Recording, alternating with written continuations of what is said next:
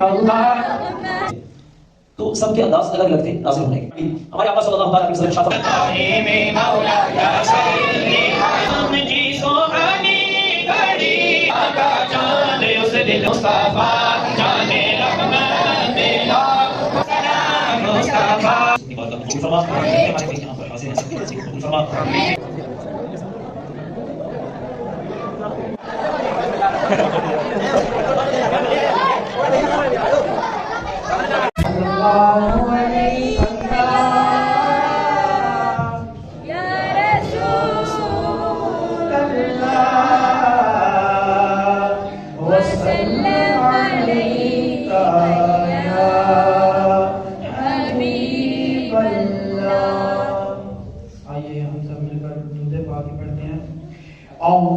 اللهم صل على سيدنا ومولانا محمد. اللهم صل على سيدنا ومولانا محمد وعلى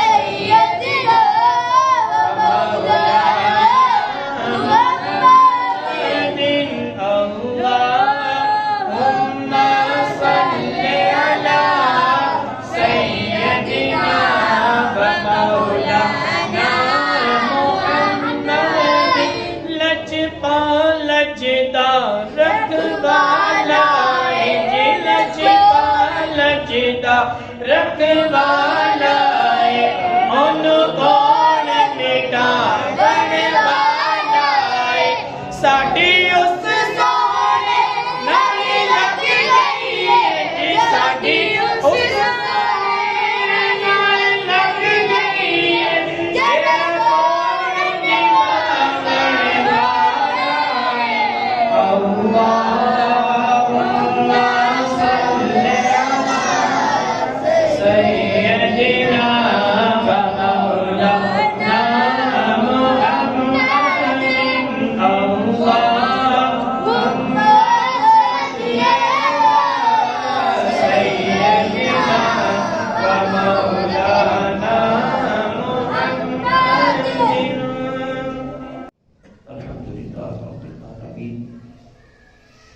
والصلاة والسلام على سيد الأنبياء والمرسلين. أما بعد فأعوذ بالله من الشيطان الرجيم. بسم الله الرحمن الرحيم. قال الله تبارك وتعالى في القرآن المجيد: فإذا قرأناه فاتبع قرآنه. وقال رسول الله صلى الله تعالى عليه وسلم: من صلى علي صلاة صلى الله عليه بها عشرة.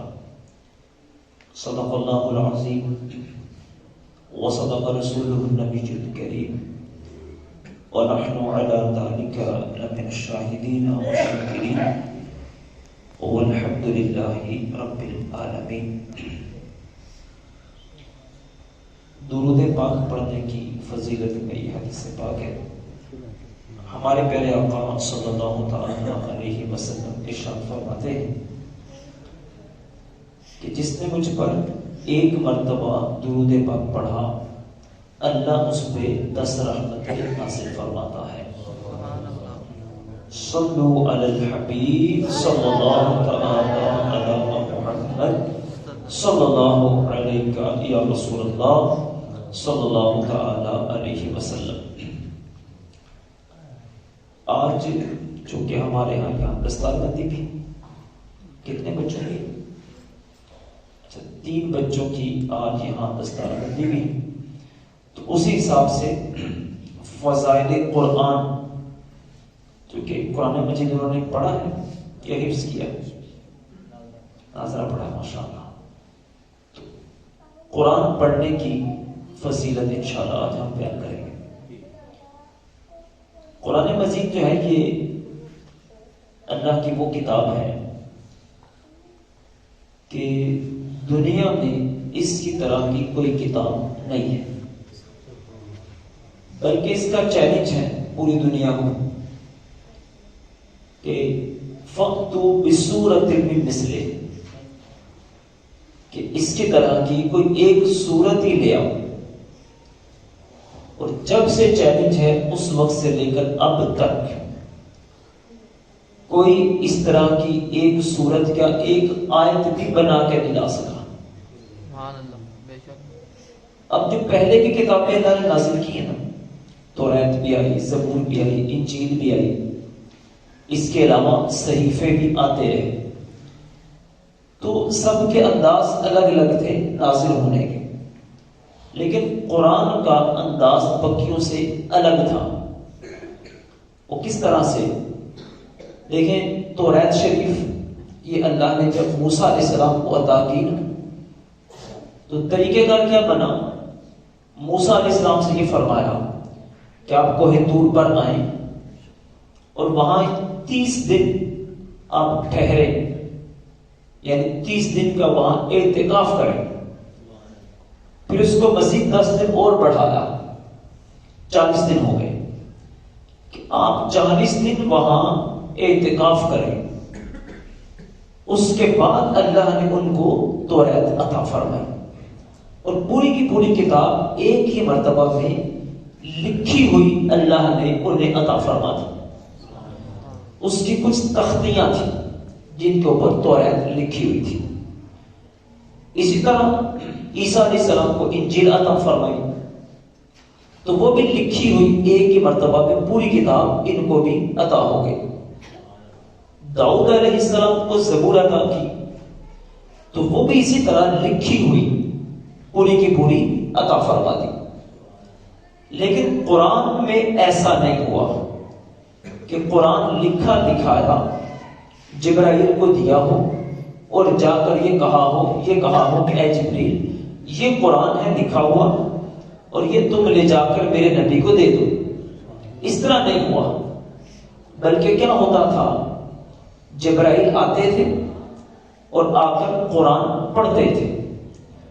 ادھر جبرائیل پڑھتے ادھر ساتھ ہی ہمارے آقا بھی پڑھنا شروع کر دیتے. تو اس طرح قرآن کا نزول ہوا. لیکن آپ سمجھتے ہیں یہ کتنا مشکل کام ہے. مشکل کس طرح سے ہے؟ دیکھیں اگر میں گفتگو کر رہا ہوں تو میرے ساتھ دوسرا بندہ میری گفتگو فوراً دہرا نہیں سکتا. بہت مشکل اور بہت ہی مشکل ہے بلکہ ہم جیسے لوگوں کے لیے تو ناممکن ہے، ہم نہیں کر سکتے۔ یہ خاص ایک شرف، خاص ایک ذہانت اور خاص ایک طاقت یہ اللہ نے اپنے نبی کو عطا فرمائی۔ ادھر جبرائیل پڑھتے جا رہے ہیں اردو میرے آقا، سنتے بھی جا رہے ہیں اور ساتھ ساتھ پڑھتے بھی جا رہے ہیں۔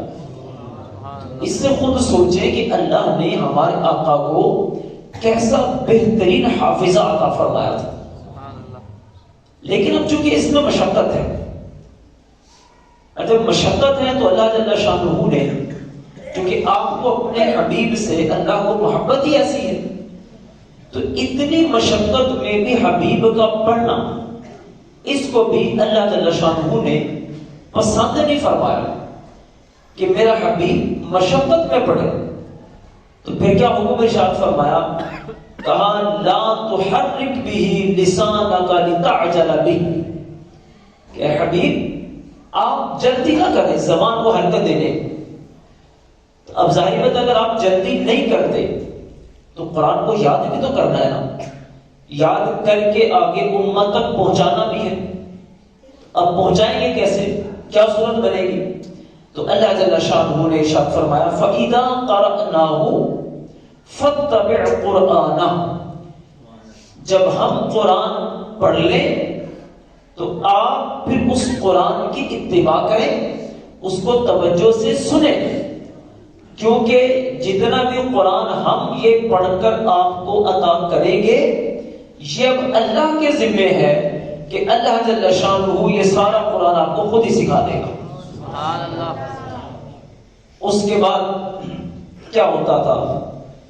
جبرائیل آ کے پڑھتے تو ہمارے آقا صلی اللہ تعالی علیہ وسلم توجہ سے قرآن کو سنتے، اور جیسے ہی جبرائیل چلے جاتے تو ہمارے آقا کو وہ سارا قرآن یاد ہو چکا ہوتا تھا۔ اتنا بہترین حافظہ اللہ نے اپنے حبیب کو عطا فرمایا۔ تو قرآن اس طرح آیا پڑھا ہوا، یعنی جبریل پڑھتے تھے، ہمارے آقا اس کو سنتے تھے۔ اب لکھے ہوئے میں اور پڑھے ہوئے میں بہت زیادہ فرق ہے۔ دیکھیں ایک عبارت لکھی ہو، مثال کے طور پر لکھی عبارت آپ مدینے جائیں گے، ٹھیک ہے، یہ اردو کی ایک عبارت کہیں لکھی ہو۔ اب اس کو آپ یوں بھی پڑھ سکتے ہیں کہ آپ مدینے جائیں گے، یعنی بطور خبر، جناب آپ جائیں گے، خبر دینا۔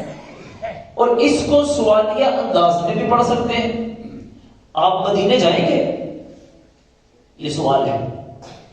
جملہ ایک ہی ہے، پڑھنے کے انداز بدل گئے اور ساتھ اس کا حکم بھی بدل گیا۔ اب جب قرآن کا نزول ہوا تو ظاہر بات ہے جو اس کا انداز تھا اسی کے مطابق جبرائیل آ کر پڑھتے تھے، تو پتہ چلتا جاتا تھا کہاں حکم بیان ہو رہا ہے، کہاں پر خبر بیان ہو رہی ہے۔ اسی طرح قرآن مجید میں سیدنا ابراہیم علیہ السلام کا واقعہ ہے۔ آپ نے جب دیکھا نا سورج نکلا ہے تو فرمایا ھذا ربی، یہ میرا رب ہے۔ لیکن جب سورج غروب ہو گیا تو پھر کیا فرمایا کہ یہ میرا رب نہیں ہو سکتا۔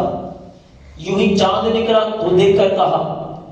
اب ہمارے علماء یہ فرماتے ہیں کہ انبیاء جو ہوتے ہیں نا، یہ اعلان نبوت سے پہلے اور اعلان نبوت کے بعد ہر قسم کے صغیرہ اور کبیرہ گناہوں سے معصوم ہوتے ہیں۔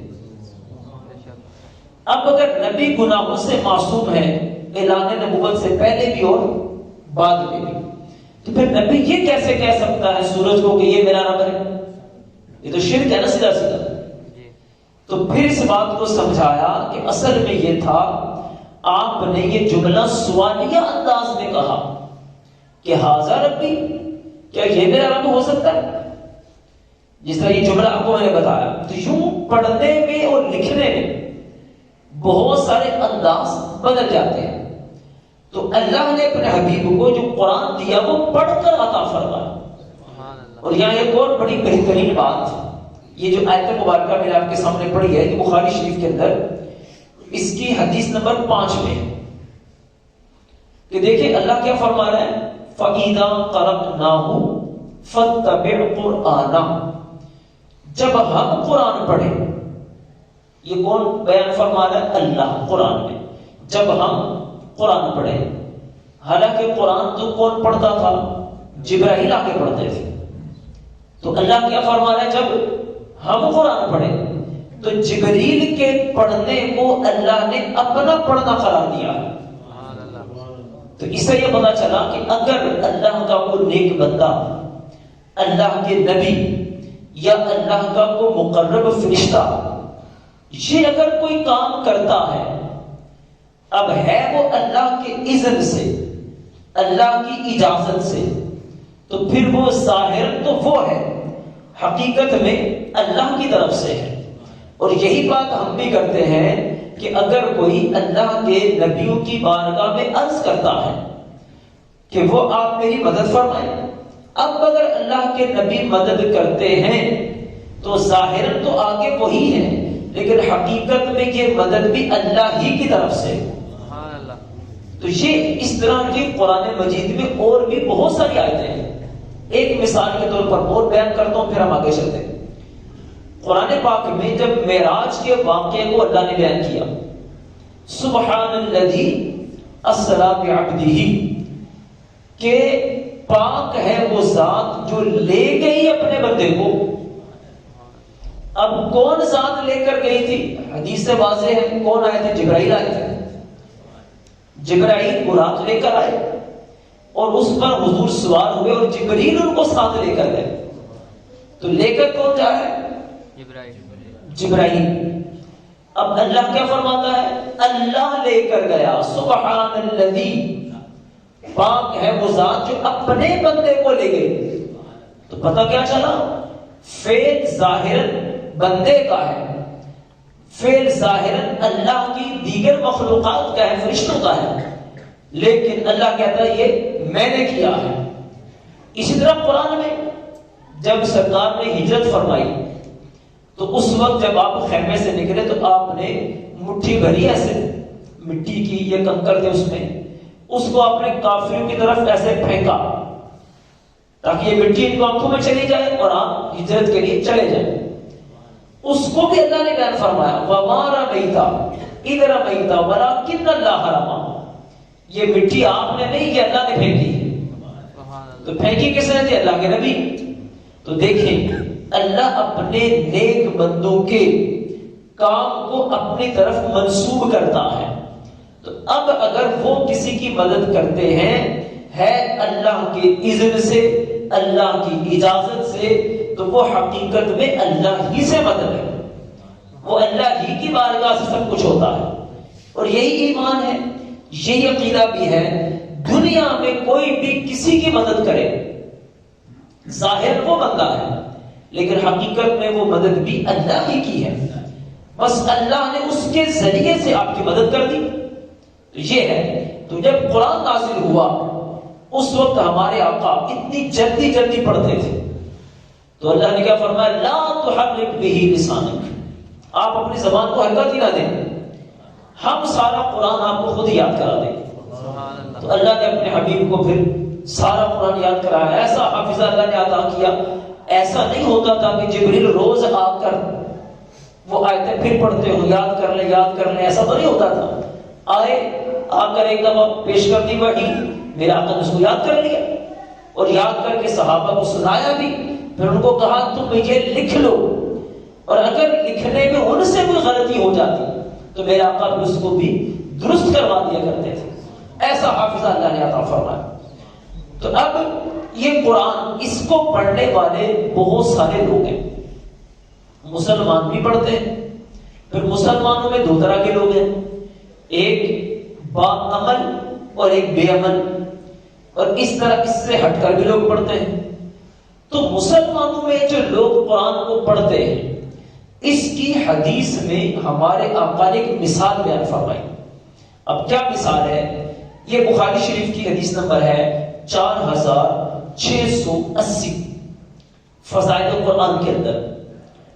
حدیث پاک ہے عن ابی موسیٰ عن النبی صلی اللہ تعالی علیہ وسلم، حضرت ابو موسیٰ وہ روایت کرتے ہیں سرکار سے، میرے آقا فرماتے ہیں مثل الذی یقرأ القرآن کالاترجۃ، آپ فرماتے ہیں وہ بندہ جو قرآن کو پڑھتا ہے اس کی مثال لیمو کی طرح ہے، نارنگی کی طرح ہے، یا مالٹے کی طرح ہے، مطلب اس کو تشبیہ دی ہے، اس کی طرح مثال ہے اس کی کہ طعمها طیب وریحها طیب، وجہ کیا ہے؟ اس کا مزہ بھی اچھا ہے اور اس کی خوشبو بھی اچھی ہے۔ یعنی وہ بندہ مومن جو باعمل ہے وہ جب قرآن پڑھتا ہے تو اس کی مثال اس پھل کی طرح ہے جس کا مزہ بھی اچھا، جس کی خوشبو بھی اچھی۔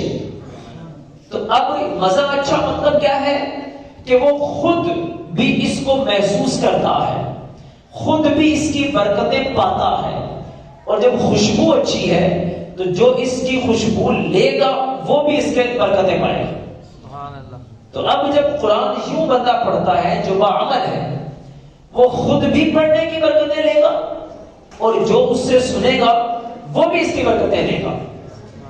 دوسری بات ارشاد فرمائی، کچھ ایسے بھی لوگ ہیں کہ والذی لا یقرأ القرآن، وہ بندہ مومن جو قرآن نہیں پڑھتا ہے، بندہ مومن ہے، ایمان والا ہے، لیکن قرآن نہیں پڑھتا۔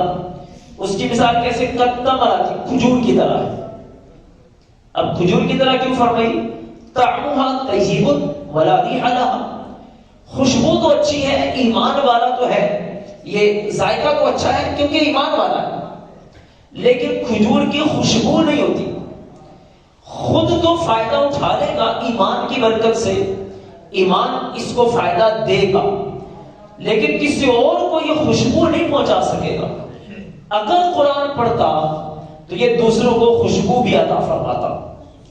پھر تیسری بات ارشاد فرمائی وَمَثَلُ الْفَاجِرِ، جو گنہگار شخص ہوتا ہے جو کہ یقرأ القرآن، قرآن تو پڑھتا ہے، کَمَثَلِ الرَّيْحَانَ، ریحان جو پھول ہوتا ہے اس کی طرح کی خوشبو ہے۔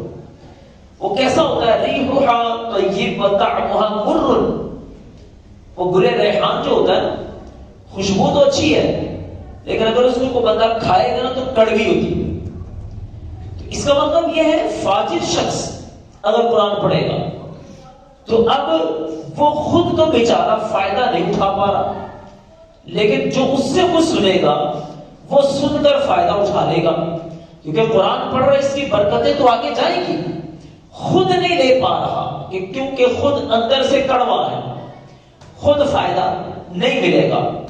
پھر میرے آقا صلی اللہ تعالی علیہ وسلم نے یہ جو مثال ارشاد فرمائی اس کے بارے میں یہ آگے ایک اور جگہ پر بھی فرمایا کہ یہ جو اس طرح کے لوگ ہیں جو قرآن پڑھتے ہیں جو نہیں پڑھتے، تو ان کی مثالیں یہ بندہ مومن اور بندہ فاجر کی طرح ہے کہ جو اچھا قرآن پڑھے گا خود بھی عمل کرتا ہے تو یہ بہت بہتر مومن ہے، اور ایسا مومن قرآن نہیں پڑھتا، مومن تو ہے، ایمان کی برکت تو ملے گی لیکن اس سے آگے تو دوسرا بندہ فائدہ نہیں اٹھا پائے گا۔ اس کے بعد اب قرآن جو ہے اس کو پڑھنا کیسے چاہیے؟ اب ہم لوگ عرصے دراز سے قرآن تو پڑھتے ہی لیکن کیا ہم ٹھیک بھی پڑھتے ہیں یا نہیں، یہ ایک الگ سے مسئلہ ہے۔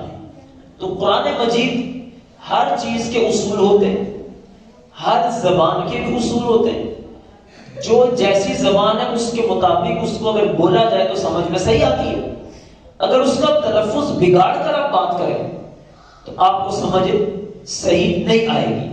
تو قرآن بھی وہی چیز ہے، اگر آپ جو اس کے اصول ہیں اس کے مطابق پڑھیں گے تو اس کی برکتیں بھی پائیں گے۔ اب دیکھیے حدیث پاک میں جو بندہ قرآن پڑھتا ہے صحیح انداز میں پڑھتا ہے، اللہ جل شانہ کا عمل اس بندے کے لیے کیسا ہوتا ہے۔ حدیث پاک میں عن ابی ہریرہ رضی اللہ تعالیٰ عنہ انہ کان یقول، آپ کہتے ہیں قال رسول اللہ صلی اللہ تعالی علیہ وسلم، لم یأذن اللہ لنبی ما اذن لنبی صلی اللہ علیہ وسلم ان یتغنى بالقرآن وقال صاحب له يريد يجهر به. حضرت ابو ہریرہ بیان کرتے ہیں، فرماتے ہیں کہ ہمارے آقا صلی اللہ تعالی علیہ وسلم نے ارشاد فرمایا اللہ تعالی کسی نبی کا قول یا اس کی گفتگو یا ان کی بات اتنی توجہ سے نہیں سماعت فرماتا جتنی نبی کریم صلی اللہ تعالی علیہ وسلم کی خوش آوازی جس سے آپ قرآن پڑھتے ہیں اتنی توجہ سے اللہ اس کو سماعت فرماتا ہے. سبحان اللہ. یعنی نبی کا جو قرآن پڑھنا ہوتا ہے اس قرآن کو اللہ جل شانہ بہت زیادہ ان کی طرف توجہ فرما کر جیسے اس کی شان کے لائق ہے وہ اس کو سنتا ہے. اور مقصد یہ ہوتا ہے کہ وہ بندہ وہ اللہ کے نبی جب بلند آواز میں قرآن پڑھتے ہیں تو قرآن مجید جب نبی بھی پڑھتے ہیں تو تب بھی اللہ تبارک و تعالی ان کے اس کلام کو توجہ سے سماعت فرماتا ہے. اب یہاں لفظ بیان کیا یتغنى بالقرآن، قرآن کے ساتھ غنا کرتے ہیں. اس کا مطلب ہے قرآن کو خوش آوازی سے پڑھتے ہیں، اچھے انداز سے پڑھتے ہیں.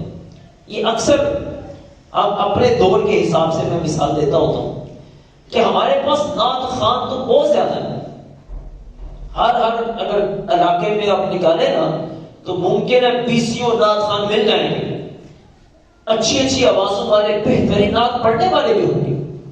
لیکن اگر کمی نظر آتی ہے ہمیں تو قرآن مجید پڑھنے والے قاریوں میں کمی نظر آتی ہے.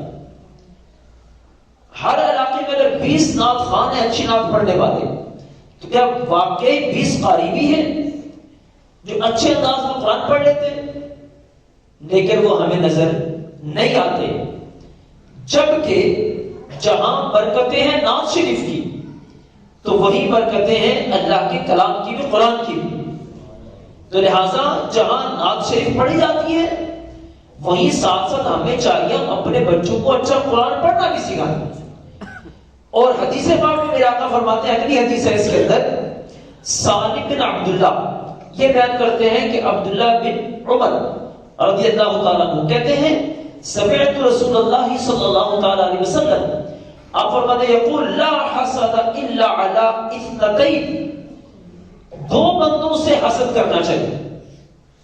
لیکن یہ حسد سے مراد کیا ہے؟ رشک کرنا چاہیے، غیبتہ رشک کرنا چاہیے کہ مطلب یہ کر رہا ہے ہمیں بھی کرنا چاہیے. حسد کیا ہوتا ہے کہ یہ نعمت اس کے پاس ہے، اس کے پاس نہ رہے، اس سے ختم ہو جائے، مجھے مل جائے. تو حسد برا ہے. اور حدیث کا مفہوم ہے کہ حسد نیکیوں کو اس طرح کھا جاتا ہے جس طرح آگ لکڑیوں کو کھا جاتی. تو حسد برا ہے. لیکن غیبتہ جس کو ہم رشک کہتے ہیں، رشک، یار اس کے پاس ہے اللہ مجھے بھی عطا کرے، اس کے پاس بھی رہے اللہ مجھے بھی دے. تو فرمایا 2 بندے ایسے ہیں کہ جن سے رشک کرنا چاہیے. نمبر 1 رجل آتاہ اللہ الکتاب وقام به آناء اللیل، وہ بندہ جس کو اللہ نے کتاب عطا فرمائی، جس کو اللہ نے قرآن کا علم عطا فرمایا، جس کو اللہ نے قرآن پڑھنا عطا فرمایا، جس کو اللہ نے قرآن کا حفظ عطا فرمایا. اور وہ کیا کرتا ہے؟ ایسا نہیں کرتا جیسے آج کل حافظ تو بہت سارے ہیں لیکن پورا سال کھول کر بھی نہیں دیکھتے. اور بہت سارے تو معاذ اللہ ایسے بھی بن گئے حفظ تو کر لیا بڑے شوق میں آتا اور بعد میں بیچارے بھول گئے، پڑھنا ہی آتا تھا. تو اس طرح نہیں کہا، قرآن اس کو ملا وقام به آناء اللیل، پھر راتوں کو وہ اٹھ کر قرآن مجید کی تلاوت کرتا ہے، پھر راتوں کو وہ قرآن پڑھتا ہے. اس بندے پر رشک کرنا چاہیے. اللہ نے اس کو قرآن سکھایا، اس کو قرآن کا علم ملا، اللہ ہمیں بھی عطا کرے تو ہم بھی راتوں کو اٹھ کر پڑھیں، اللہ کی بارگاہ میں کھڑے ہو کر قرآن کی تلاوت کریں، قرآن اللہ کو سنائیں. اور دوسرا کون سا فرمایا؟ رجل آتاہ اللہ مالا، جس کو اللہ نے مال عطا فرمایا، فہو یتصدق به آناء اللیل والنہار، مال دیا، اور یہ بندہ دن رات اللہ کی راہ میں مال خرچ کرتا، تو اس سے بھی رشک کرنا چاہیے، یار اس کو اللہ نے مال دیا، یہ اللہ کی راہ میں خرچ کرتا ہے، اللہ ہمیں بھی دے، ہم بھی اس کی راہ میں خرچ کریں۔ تو بعض حدیث کا مفہوم ایسا ہے کہ میرے آقا نے قسم کھا کے ارشاد فرمایا کہ جو اللہ کی راہ میں مال دیتا ہے اس کے مال میں کبھی کمی نہیں ہوتی۔ اب اللہ کی راہ میں دینے سے کیا مطلب ہے؟ ضروری نہیں کہ مسجد بناؤ، مدرسہ بناؤ، لنگر کھلاؤ، بلکہ زکوٰۃ دو، وہ بھی اللہ ہی کی راہ میں ہے، صدقہ جو دیگر دیں وہ بھی اللہ کی راہ میں ہے، صدقہ فطر دینا وہ بھی اللہ کی راہ میں ہے، عشر دیتے ہیں یہ بھی اللہ کی راہ میں ہے۔ تو یہ ہو نہیں سکتا بندہ اللہ کی راہ میں خرچ کرے اور اس کے مال میں کمی آ جائے، بلکہ دو فرشتے روزانہ جب سورج نکلتا ہے تو ایک فرشتہ یہ دعا کرتا ہے کہ اللہ غنی جو تیری راہ میں خرچ کرتا اس کو اور عطا فرما، اور کنجوس جو مال روک روک کے رکھتا ہے اللہ اس سے بھی روک لے۔ تب دعا کس کے لیے؟ غنی کے لیے، اللہ اس کو اور عطا فرما، یہ تیری بارگاہ میں خرچ کرتا ہی رہے، کرتا ہی رہے۔ تو تاریخ اٹھا کر دیکھیں، کوئی بندہ اس وجہ سے فقیر نہیں ہوا، محتاج نہیں ہوا کہ وہ اللہ کی راہ میں خرچ کرتا تھا تو غریب ہو گیا، بلکہ یہ مثالیں ہیں جو اللہ کی راہ میں خرچ کرتا تھا اللہ نے اس کو اور عطا فرما دی۔ صرف کیا ہم ڈر رہے ہوتے ہیں نا، پتہ نہیں کیا ہو جائے گا، پتہ نہیں کیا ہو جائے گا، پیسے دے دیں گے ہم کیا کریں گے، پھر کہاں سے ملے گا۔ لوگ مثال دیتے ہیں بیج، دانا، وہ ایک بیج آپ زمین میں لگاتے ہیں اس سے کتنے کتنے بڑے درخت بن جاتے ہیں، اور پھر کتنا پھل دیتے ہیں ہم۔ یہی مثال ہے اللہ کی راہ میں دینے کی۔ 1 روپیہ دے دو، پھر اب دیکھو آپ کو اللہ کیسا اس کا درخت عطا فرماتا ہے۔ اور پھر ایک دفعہ لگاتے ہیں نا آپ، یہ آم کا درخت ہے، ایک دفعہ لگا دیا، ایک دفعہ ایک ہی گٹلی لگائیں گے نا آپ، اس سے وہ درخت بن جائے گا، پھر کب تک پھل دے گا، ہم رہے نہ رہے وہ درخت چلتا ہی رہتا ہے۔ ایک کھجور لگا دیں آپ، ایک کھجور کتنا بڑا درخت بن جاتا ہے، اور پھر کتنا وہ پھل دیتا ہے۔ یہی مثال ہے اللہ کی راہ میں مال خرچ کرنے کی۔ آپ بیج لگا دیتے ہیں آپ، اب اس بیج کی برکت یہ ہوتی ہے کہ پھر آپ ساری زندگی اس کا پھل کھاتے رہتے ہیں۔ میرے پاس تو ایسی بہت ساری مثالیں کہ جنہوں نے اللہ کے راہ میں دیا، پھر بڑھا کے دیا، پھر بڑھا کے دیا، پھر بڑھا کے دیا، اور وہ ادھر سے اللہ کی راہ میں بڑھاتے رہے، ادھر اللہ ان کے مال کو بڑھاتا رہا۔ ایسی ایسی مثالیں موجود ہیں۔ اس کے بعد ہمارے آقا صلی اللہ تعالی علیہ وسلم ارشاد فرماتے ہیں عن عثمان عن النبی صلی اللہ تعالی علیہ وسلم، میرے آقا فرماتے ہیں قال خیرکم من تعلم القرآن وعلمہ، تم میں سب سے بہتر کون ہے؟ سب سے بہتر وہ ہے جو قرآن کو سیکھتا ہے، قرآن کو سکھاتا ہے۔ تو کبھی یہ سوچیں یہ بہتر کیوں ہے، اس کی وجہ کیا، کیوں بہتر ہے؟ بظاہر تو ہمیں نظر کوئی نہیں آ رہا، بیٹھ کے بس قرآن نہیں پڑھ رہا، قرآن نہیں پڑھا رہا، مسجد میں بیٹھا ہوا، بچے آ رہے ہیں پڑھا رہے ہیں، مدرسے میں بیٹھا ہوا ہے، لوگ آ رہے ہیں، بچے آ رہے ہیں، پڑھ رہے ہیں، پڑھاتے جا رہے ہیں، یہ بہتر کیوں ہے؟ وجہ کیا ہے؟ وجہ صرف یہ ہے کہ قرآن کلام کس کا ہے؟ اللہ کا ہے، اور کلام اللہ کی صفت ہے، اللہ کی صفت۔ تو یہ بندہ کیا کر رہا ہے؟ اللہ کی صفت خود بھی سیکھ رہا ہے، آگے بھی سکھا رہا ہے، اور اللہ کی ذات، اللہ کی صفات، ان کو کہتے ہیں یہ ازلی ہیں، ابدی ہیں، ہمیشہ ہمیشہ سے ہمیشہ ہمیشہ رہیں گے۔ تو سب سے افضل ذات اللہ کی ہے، اللہ کی ذات بھی سب سے افضل، اور اللہ کی صفات بھی سب سے افضل۔ تو اب جو افضل چیز کو پڑھے گا، جو افضل چیز کو سیکھے گا، اور جو افضل چیز کو سکھائے گا، تو وہ پھر خود سب سے افضل نہیں بنے گا، تو سب سے افضل چیز جو سیکھے، سب سے افضل جو سکھائے، تو کہا یہ بندہ بھی پھر سب سے افضل ہی ہے، کیونکہ یہ افضل چیز کو بیان کرتا ہے، افضل چیز کو سیکھتا ہے، سکھاتا ہے، تو اللہ نے اس کو بھی دنیا میں سب سے افضل بنا دیا۔ دوسری حدیث میں بھی بالکل یہ مضمون ہے، ان افضلکم من تعلم القرآن وعلم، قرآن جس نے سیکھا وہ تم میں سب سے افضل ہے، وہ تم میں سب سے بہتر ہے۔ اب جب اتنی اس کی فضیلتیں ہیں، اتنی اس کی برکتیں ہیں، تو سوال یہ ہے کہ ہم کتنا اس کو سیکھ رہے ہیں، ہم اس کو کتنا پڑھ رہے ہیں، ہمارے ہاں کتنا جذبہ ہے کہ ہم قرآن کو سیکھتے بھی ہیں، ہم قرآن کو پڑھتے بھی ہیں، ہمارا معمول بھی ہے قرآن پڑھنے کا۔ تو اگر دیکھا جائے، ہر بندہ اپنے اوپر غور کرے نا کہ میں روز کتنا قرآن پڑھتا ہوں، اور اگر میں پڑھتا ہوں تو کیا وہ میں ٹھیک بھی پڑھتا ہوں یا نہیں۔ اب اگر غلط ہی روز پڑھتا رہے تو پھر ممکن ہے بعض اوقات یہ بھی ہو جاتا ہے، بجائے اس کے کہ اس کو ثواب ملے، کہ یہ ایسا تو نہیں غلط پڑھ پڑھ کے اپنے لیے کوئی وبال اکٹھا کرتا پھر، یہ بھی ہوتا ہے۔ تو لہٰذا بھائی ہر چیز کو سیکھنا چاہیے، جو وہ ہے اس کو سیکھیں، جب اس کو سیکھیں گے تب صحیح پڑھ سکیں گے۔ اور قرآن کا کتنا بزرگ پڑھتے تھے، اور خود ہمارے آقا کی ذات مبارک کیسا قرآن پڑھتی تھی۔ آپ کے ساتھ ہر رمضان میں جبرائیل آتے تھے، اور جبرائیل آ کے قرآن کا دور کرتے تھے۔ دور کا مطلب کیا ہوتا ہے؟ یعنی جبرائیل آ کے حضور کو قرآن سناتے، اور ہمارے آقا جبریل کو قرآن سناتے۔ یعنی کیا بہترین منظر ہوگا کہ ایک وہ ہے جو قرآن لے کر آتے ہیں، اور ایک وہ ہے جن پر اللہ نے قرآن کو نازل کیا ہے۔ سبحان اللہ۔ جبریل جو سارے فرشتوں میں افضل، اور ہمارے آقا جو کائنات میں سب سے افضل۔ اب سب سے افضل ہمارے آقا، فرشتوں میں سب سے افضل جبرائیل، تو جبرائیل آ کے قرآن سنا رہے ہیں اور ہمارے آقا سن رہے ہیں، اور جس کلام کو سنا جا رہا ہے، سنایا جا رہا ہے، وہ کلام کائنات میں سب سے افضل کلام۔ سبحان اللہ۔ ایسی برکتیں ہیں قرآن کی۔ تو جو سب سے بہتر وہ ہے جو قرآن سیکھتا ہے، قرآن سکھاتا ہے۔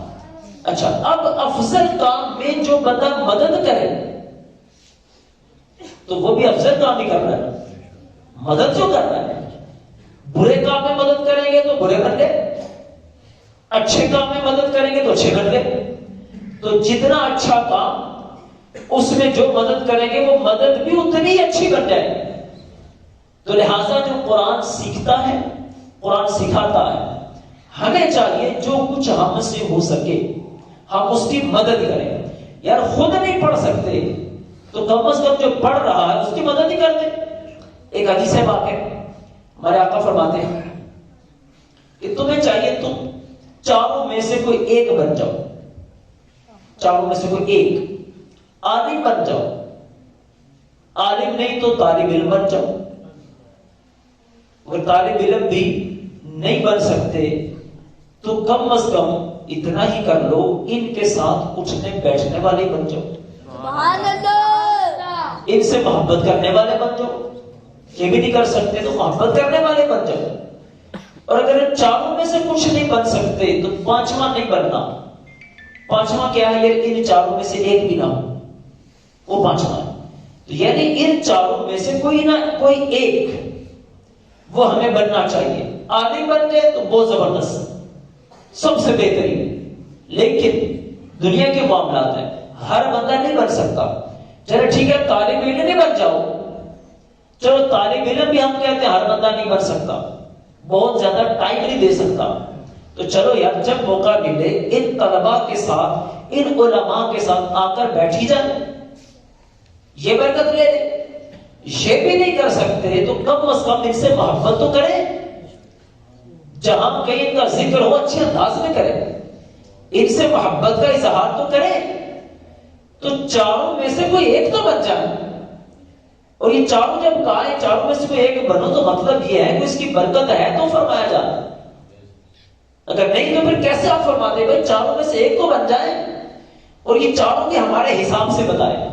ہر بندہ عالم بھی نہیں بن سکتا, ہر بندہ سارے کام کاج چھوڑ کر ہر وقت مدرسے میں بیٹھ نہیں سکتا, طالب علم بھی نہیں بن سکتا, ہر وقت اٹھنا بیٹھنا بھی ممکن نہیں ہوتا. تو چلو کم از کم محبت تو ہو جائے یار, علماء سے محبت ہو, دین کے لوگوں سے محبت ہو, دینی طلباء سے محبت ہو, کہ بروز قیامت میرے آقا فرماتے ہیں المرء مع من احبا, بندہ جس سے محبت کرتا ہوگا بروز قیامت اسی کے ساتھ ہوگا. اب اگر اللہ کے نبیوں سے محبت ہے تو نبیوں کے ساتھ ہوگا, اور اللہ کے اولیاء سے محبت ہے تو ان کے ساتھ ہوگا, اور اولیاء کو نبیوں سے محبت ہوتی ہے تو یہ بھی انہی کے ساتھ ہوں گے. یہ اولیاء کے ساتھ جائے گا تو نبیوں ہی کے ساتھ رہے گا. یعنی ان چیزوں میں فرق نہیں ہے, سب کا مرجع ایک ہی چیز ہے, اور وہ کیا ہے اللہ کے نبی, کیونکہ انہی کے ساتھ آپ رہ سکتے ہیں نا. اللہ تو جسم سے ہی پاک نا, تو اللہ کا تو قرب پائیں گے. تو بہرحال یہ حدیث پاک, اس میں ہمارے آقا صلی اللہ تعالی علیہ وسلم نے یہ ارشاد فرمایا کہ جناب چاروں میں سے کوئی ایک بنے. اگلی حدیث پاک, اب آپ نے دیکھا ہوگا بہت سارے لوگ نا قرآن پڑھتے ہیں نا بھول جاتے ہیں. کوئی بھی چیز جب آپ بھول جائیں گے نا تو بھولنے کا سبب کیا بنتا؟ بھولنے کا سبب یہ بنتا ہے ہم اس کو دہراتے نہیں, ہم اس کو پڑھتے نہیں. جب آپ پڑھیں گے نہیں تو پھر کیا ہو جائے گا, آپ بھول جائیں گے. تو لہٰذا قرآن بھی وہ چیز ہے کہ اس کو بھی اگر پڑھنا چھوڑ دیں گے نا تو بھول جائیں گے. اور خاص طور پر جو حفظ کرنے والے لوگ ہوتے ہیں ان کو تو بہت ضروری ہے کہ اس کو پڑھتے رہا کریں, کیونکہ حفظ جتنی آسانی سے یاد ہوتا ہے نا اور اتنی ہی وہ جلدی بھول بھی جاتا ہے اگر نہ پڑھیں گے آپ. تو یہ ایسی چیز ہے. تو میرے آقا کیا فرماتے ہیں, عن النبی صلی اللہ تعالی علیہ وسلم فرمایا تعاہد القرآن, قرآن کی بہت حفاظت کرو, اس کو لازم پکڑ لو. فوالذی نفسی بیدہ, اللہ کی قسم, لہو اشد تفصیا من الابل فی عقلها, فرمایا جتنی جلدی اونٹ رسی توڑا کے بھاگ جاتا ہے نا تو قرآن بھی اتنی جلدی بندے سے دور ہو جاتا. اگر آپ اس کو پڑھنا چھوڑ دیں گے نا بہت جلدی ذہن سے نکل جاتا ہے. قرآن اللہ نے ہمیں دیا بھی سے لیے کہ پڑھنے کے لیے آسان, تو لہٰذا آپ جتنا پڑھتے جائیں گے بڑی آسانی سے پڑھ لیں گے. یاد کرنے بیٹھیں گے نا, ہو سکتا ہے اگر کوئی بندہ ٹائم دے گا اس کو دنوں میں قرآن حفظ کر لے. بہت سارے بچوں کے بارے میں سنا بھی ہوگا, 1 مہینے میں حفظ کر لیتے, 2 مہینے میں کرنے والے بھی ہیں, 6 مہینے میں کرنے والے بھی ہیں, 9 مہینے میں کرنے والے بھی ہیں, 1 سال میں بھی کرنے والے ہیں. لیکن یہ 6 مہینے میں حفظ کرنے والا بعد میں بیچارہ یاد نہیں رہتا اس کو. وجہ کیا؟ وہی پڑھتا نہیں ہے. اس لیے میرے آقا کیا فرماتے, تعاہد القرآن, جتنا ہو سکے اس کو پڑھے. تو جتنا ہو سکے قرآن پڑھنا چاہیے. اللہ کی بارگاہ میں یہ دعا کرتے ہیں اللہ تعالیٰ شان ہم سب کو قرآن مجید کی تلاوت کثرت سے عطا فرمائے. جیسے بھی میں نے بات کی نا کہ یار قرآن ہمیں پڑھنا چاہیے نا, تو رمضان میں ایک دفعہ ہمیں جوش چڑھتا ہے, لے کے بیٹھ جاتے ہیں, پڑھنا شروع کر دیتے ہیں. لیکن بہت سارے رمضان میں بھی بیچارے پورا نہیں پڑھتے, چھوڑ دیتے. تو روز کی عادت اگر بنائیں گے تو انشاءاللہ یہ رمضان تک پتہ نہیں کتنے پڑھ لیں گے. تو اگر ایک دفعہ جائزہ لیں گے اپنی زندگی کا کہ یار میں نے کتنے قرآن اپنی زندگی میں پڑھے, تو ہمارے سامنے آ جائے گا میں نے کتنے پڑھے. بزرگان دین کے تو بڑے بڑے واقعات ہیں. ایک بزرگ پتہ ان کا نام ہے 9 لکھا پیر, ادھر کسی پنجاب کے علاقے میں ان کا مزار ہے 9 لکھا پیر. اور ان کو 9 لکھا پیر کیوں کہتے ہیں؟ کہ انہوں نے 9 لاکھ مرتبہ قرآن پڑھا تھا. سبحان اللہ. ہم ایک دفعہ بھی نہیں پڑھتے زندگی میں, 2-4 دفعہ تو بڑی دور کی بات. تو کم از کم اگر اتنے قرآن نہیں پڑھ سکتے تو یار کوئی ایک ہی ہر سال پڑھ لیا کریں.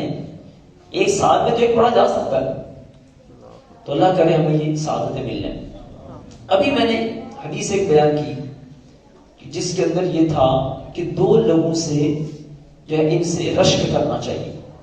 ایک وہ جو کتاب کا علم رکھتا ہے اور راتوں اٹھ کر قرآن کی تلاوت کرتا ہے. دوسرا وہ جس کو اللہ نے مال دیا ہے اور وہ اس مال کو اللہ کی راہ میں خرچ کرتا ہے. تو دیکھیں دو اس میں صورتیں بھی بیان کی میں نے. ایک تو وہ ہوتا ہے جو آپ پہ فرض ہے وہ آپ نے ادا کرنا ہے, جیسے زکوٰۃ کی بات کی, جیسے عشر کی بات کی. اسی طرح صدقہ فطر یہ واجب ہے, یہ بھی ادا کرنا ہوتا ہے. لوگ قسمیں بڑی کھاتے ہیں, قسمیں اتنی کھاتے ہیں کہ شمار ہی نہیں, لیکن توڑ بھی دیتے ہیں, کفارے بھی کوئی نہیں ادا کرتے. ایک قسم اٹھا کر پھر کفارہ بھی ادا نہ کرنا یہ کتنی بڑی جرأت ہے, کیونکہ قسم ہم کھاتے ہیں اللہ کی قسم.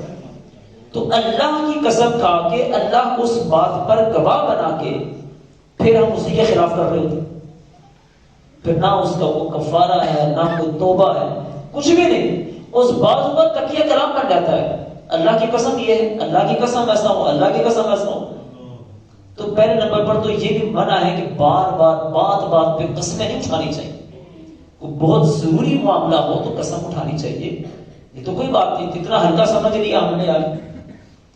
تو بہرحال بات یہ کرنا مال جو ملے اللہ کے راہ میں خرچ کریں. تو اسی کے بارے میں یہ عشر کے حوالے سے سوال بھی آیا ہے کہ عشر کیا ہوتا ہے, کتنا ادا کرنا چاہیے اور یہ کتنا ہوتا ہے اور کس طرح دینا بھی چاہیے. تو عشر بھی زکوٰۃ کی ہوتی ہے, لیکن دوسری زکوٰۃ میں اور اس میں تھوڑا سا فرق ہے.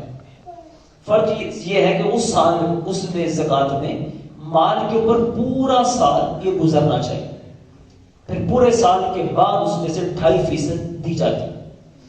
لیکن عشر وہ چیز ہے کہ جیسے ہی فصل تیار ہو کر کٹ جائے گی, اب اس میں سے اگر فصل ایسی ہے جو بارشی پانی سے سیراب ہوتی ہے, اس میں سے عشر 10%, مثال کے طور پر 100 من ہوا تو 10 من, یہ پھر بطور زکوٰۃ کے دینا ہوتا.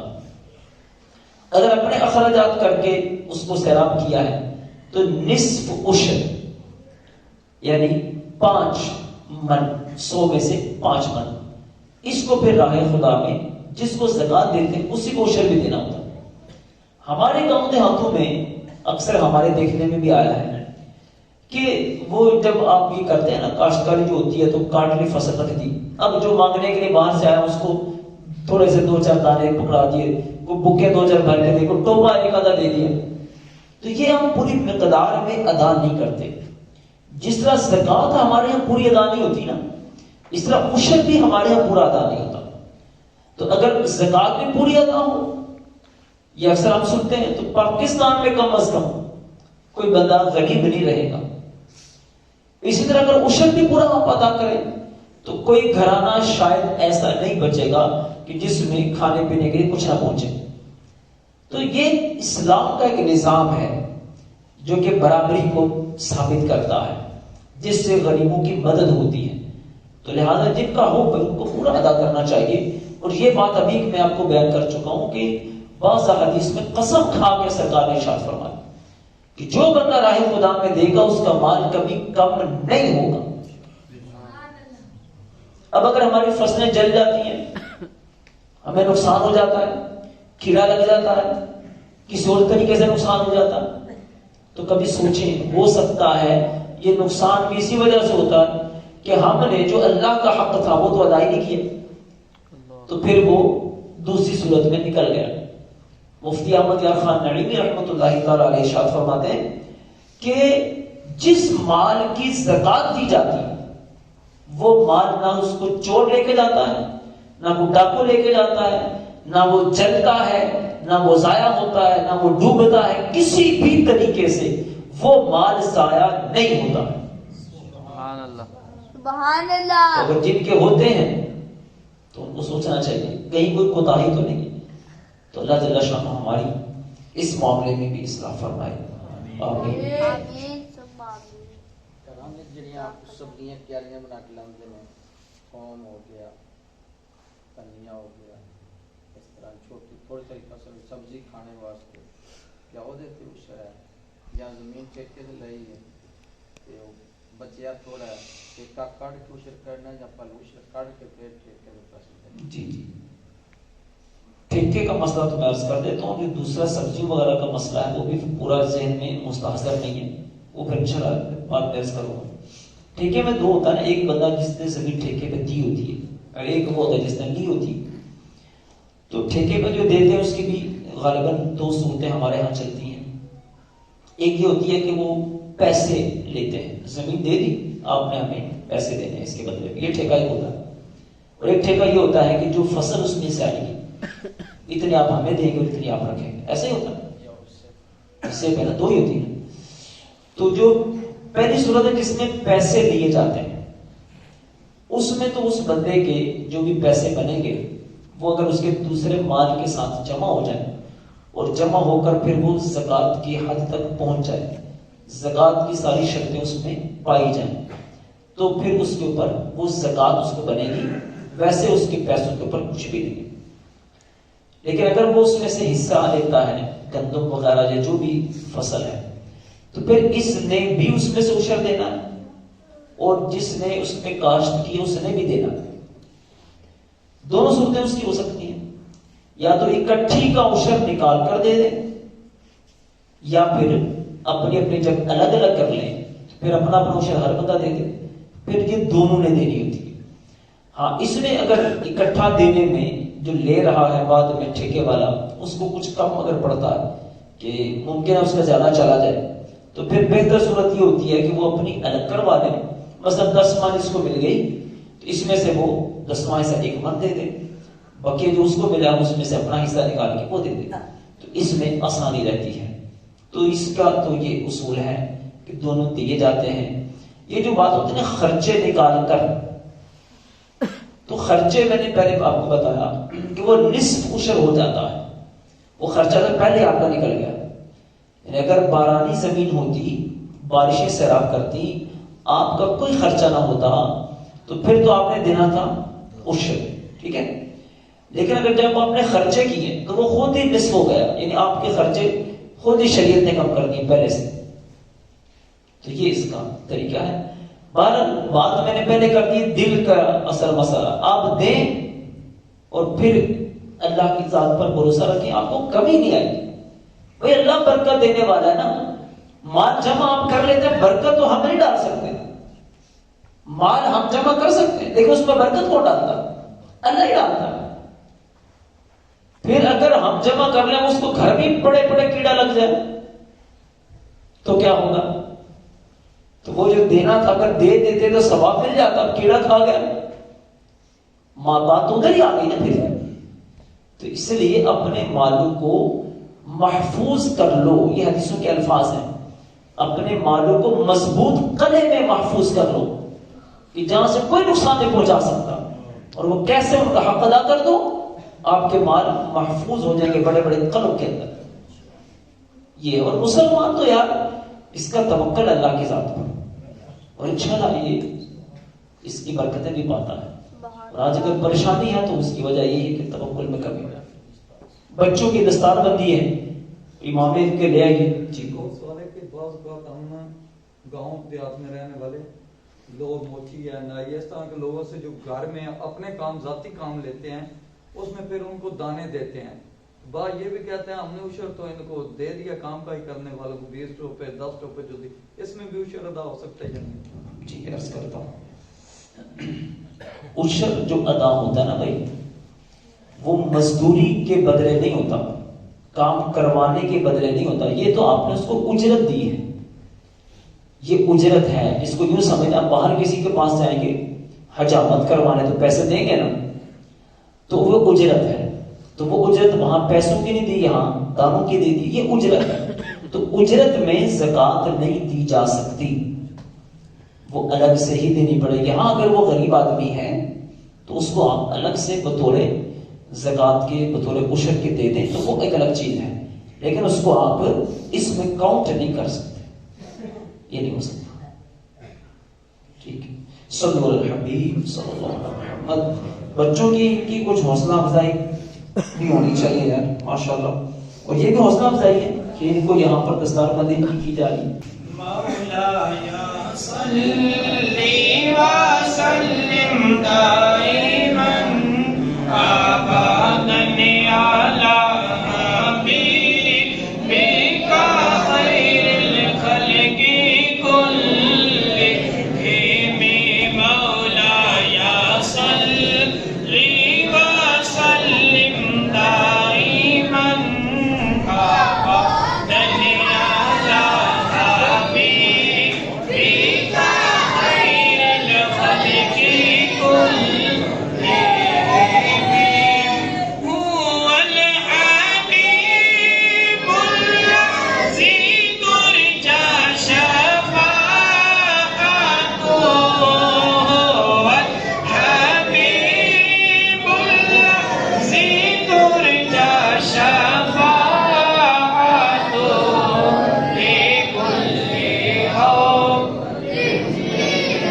أهوال مقتحم مولاي صل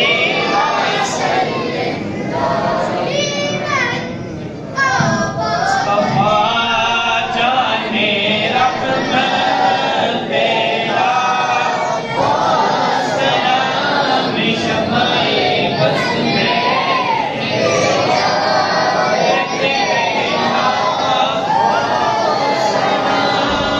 جی سوہانی گھڑی جب باتے باتا چاند جی سوہانی گھڑی جب باتے باتا چاند اس دل افروز سے ساعت میلا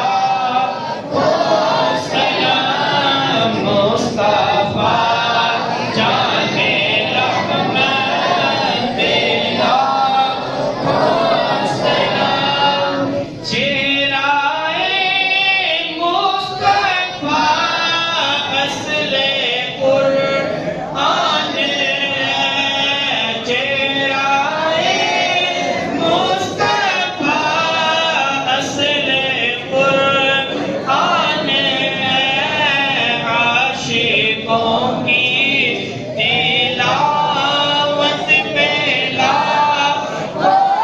سلام مصطفیٰ جان رحمت پہلا سلام شمع فض میں ہدایت پہلا سلام جن کی ہر ہر عادا سنت مصطفیٰ جن کی ہر ہر عادا سنت مصطفیٰ ایسے پیر طریقت پہلا سلام مصطفیٰ جان رحمت پہلا سلام. الحمدللہ رب العالمین والصلاة والسلام علی سید المرسلین. مالک مولا پروردگار عالم ہمارے اس درس محفل کو درس حدیث کو اپنی بارگاہ میں قبول فرما. ہمارے بھائی یہاں پر حاضر ہیں سب کی حاضری کو قبول فرما. یہ دین سیکھنے کی جو برکتیں ہیں وہ سب ہمیں عطا فرما. جو پریشان حال ہیں تو پریشانیاں دور فرما دے. دست ہیں فراخ دستی عطا فرما دے. جن بچوں نے قرآن مجید پڑھنے کی سعادت حاصل کی ہے مولا انہیں قرآن کو مزید آگے پڑھنے سمجھنے کی بھی توفیق نصیب فرما. قرآن کے مطابق انہیں ہم سب کو زندگیاں گزارنے کی سعادت نصیب فرما. کہتے رہتے ہیں دعا کے واسطے بندے تیرے کر دے پوری آرزو ہر بے قصو مجبور کی. وصلی اللہ تعالی علی رسول خیر خلقہ محمد وعلی آلہ واصحابہ اجمعین برحمتک یا ارحم الراحمین.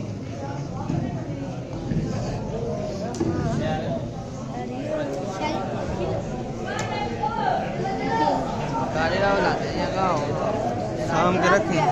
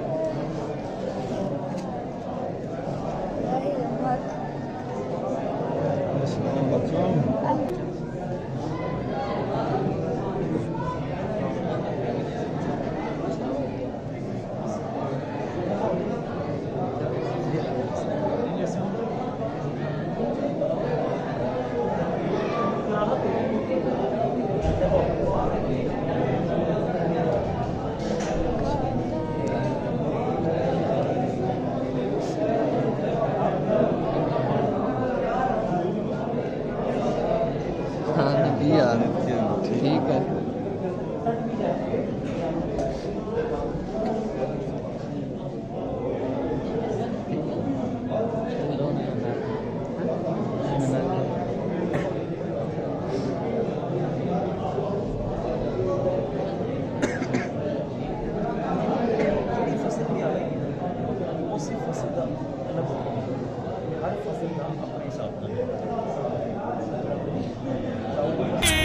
ਪੰਜ ਤਨ ਦੇ ਘਰਾਣੇ ਦਾ ਚੱਲਦਾ ਏ ਸਦਾ ਲੰਗਰ ਪੰਜ ਤਨ ਦੇ ਘਰਾਣੇ ਦਾ ਵੰਡਦਾ ਏ ਖੁਦਾ ਸਦਕਾ ਵੰਡਦਾ ਏ ਖੁਦਾ ਸਦਕਾ ਹਸਨੈਨ ਦੇ ਨਾਨੇ ਦਾ ਵੰਡਦਾ ਏ ਖੁਦਾ ਸਦਕਾ ਹਸਨੈਨ ਦੇ ਨਾਨੇ ਦਾ ਚੱਲਦਾ ਏ ਸਦਾ ਲੰਗਰ ਚੱਲਦਾ ਏ ਸਦਾ ਲੰਗਰ ਪੰਜ ਤਨ ਦੇ ਘਰਾਣੇ ਦਾ ਚੱਲਦਾ ਏ ਸਦਾ ਲੰਗਰ ਪੰਜ ਤਨ ਦੇ ਘਰਾਣੇ ਦਾ ਆ ਜਾਵੇ ਕੋਈ ਮੰਗਤਾ ਪੰਜ ਤਨ ਦੇ ਦਵਾਰੇ ਤੇ ਆ ਜਾਵੇ ਕੋਈ ਮੰਗਤਾ ਪੰਜ ਤਨ ਦੇ ਦਵਾਰੇ ਤੇ ਸੌ ਰੱਬ ਦੀ ਬਣਾ ਦੇਂਦੇ ਸੌ ਰੱਬ ਦੀ ਬਣਾ ਦੇਂਦੇ ਸੁਲਤਾਨ ਜ਼ਮਾਨੇ ਦਾ ਸੌ ਰੱਬ ਦੀ ਬਣਾ ਦੇਂਦੇ ਸੁਲਤਾਨ ਜ਼ਮਾਨੇ ਦਾ ٹیلر جنید صاحب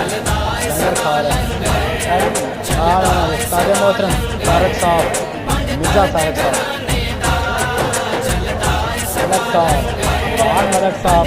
لنگر صاحب خیرات بھی دیندے نے نل کر دے دعاواں بھی ਖਾਲੀ ਨਾ ਰਵੇ ਦਾਮਨ محترم پٹی صاحب ਖਾਲੀ پٹی ਨਾ صاحب ਰਵੇ ਦਾਮਨ ਕਿਸੇ ਆਪਣੇ ਬੇਗਾਨੇ ਦਾ ਖਾਲੀ ਨਾ ਰਵੇ ਦਾਮਨ ਕਿਸੇ ماشاء ਆਪਣੇ اللہ سید بلال ਬੇਗਾਨੇ صاحب ਦਾ لنگر کھا رہے ہیں مہندر خان گولا صاحب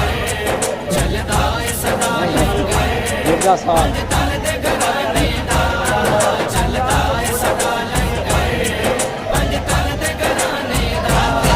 ਪਲਕਾਂ ਤੇ ਬਿਠਾਣੇ ਨੇ ਮੈਨੂੰ سیاست کا ਵਾਲੇ غلام ਪਲਕਾਂ ਤੇ ਬਿਠਾਣੇ ਨੇ ਮੈਨੂੰ ਸਾਰੇ ਜਹਾਂ ਵਾਲੇ واہ جی واہ ਜਿਸ ਦਿਨ ਦਾ ਮਸਗ ਬਣਿਆ ਜਿਸ ਦਿਨ ਦਾ ਮਸਗ ਬਣਿਆ ਪੰਜ ਤਨ ਦੇ ਘਰਾਣੇ ਦਾ ਜਿਸ ਦਿਨ ਦਾ ਮਸਗ ਬਣਿਆ ਪੰਜ ਤਨ ਦੇ ਘਰਾਣੇ ਦਾ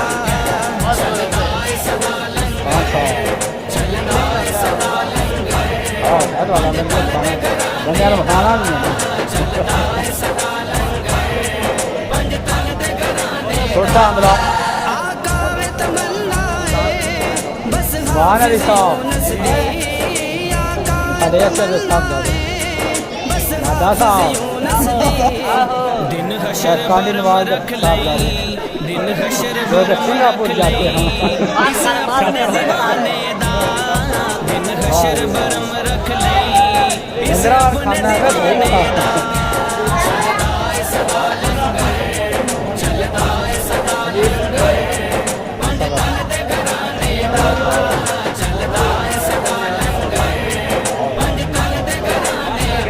ਚੱਲਦਾ ਸਦਾ لنگر تقسیم کیا ہے ਪੰਜ ਤਨ ਦੇ ਘਰਾਣੇ ਦਾ ਚੱਲਦਾ ਏ ਸਦਾ ਲੰਗਰ ਪੰਜ ਤਨ ਦੇ ਘਰਾਣੇ ਦਾ دادا صاحب وندہ اے خدا صدقہ وندہ اے خدا صدقہ حسنین دے نانے دا وندہ اے خدا صدقہ حسنین دے نانے دا چلدا اے سدا لنگر چلدا اے سدا لنگر پنج تن دے گھرانے دا چلدا اے سدا لنگر پنج تن دے گھرانے دا Press the bell icon.